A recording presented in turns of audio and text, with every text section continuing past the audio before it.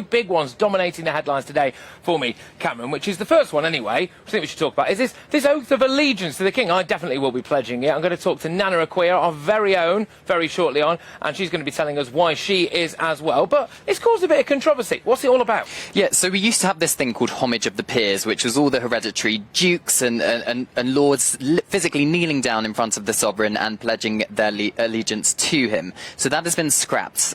So Lambeth Palace have decided it's going to be a homage of the people. So those who wish to, it's not compulsory, but those who wish to can pledge their allegiance to the King, watching it on television or on a big screen or on their mobile phone or whatever.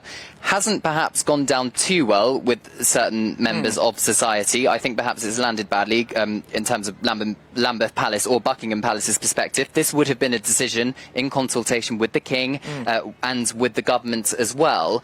But I think from my understanding, it's only an invitation, and actually officials are treating it a bit like the national anthem, because of course you don't have to sing God Save the King if you don't want to. It's an option, and the Pledge of Allegiance is being treated just the same. Yeah, exactly. Now I'm going to be reading out to you exactly what this Pledge of Allegiance is going to be all about, so you can prepare yourself for the big moment, if indeed you do want to do it. I suspect a lot of you will.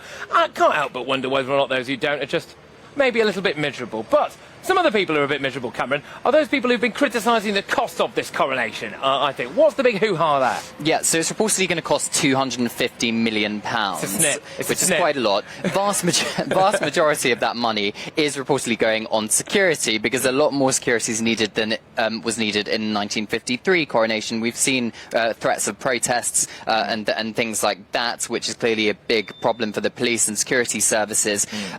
So that's the main thing. But if you look at the front page of the Mail this morning, and various experts are predicting the whole of this month is going to add £1 billion to the UK economy, which clearly cancels out the £250 million spent on this. It's not all to do with the coronation, I have to add.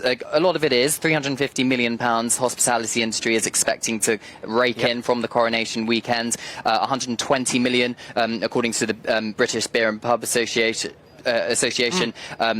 for drinks, and obviously pub extended opening hours. But Eurovision's also this month, isn't it? And 2 extra bank holidays, so that's part of the reason why it's £1 billion. Well, exactly that. And ladies and gentlemen, let me know what you think, because those are going to be our kind of two big royal topics for the day anyway. Will you be taking that oath of allegiance? And also, what do you make about the cost? Is it all worth it in the round? So gbviews@gbnews.uk is that email address. I do want to hear from you here. The other people, I tell you what, who are going to be doing very well are those souvenir stall owners who, you can't see any of them quite behind me now. They're the other side of that palace, but I tell you what, this is the time that they make their money back.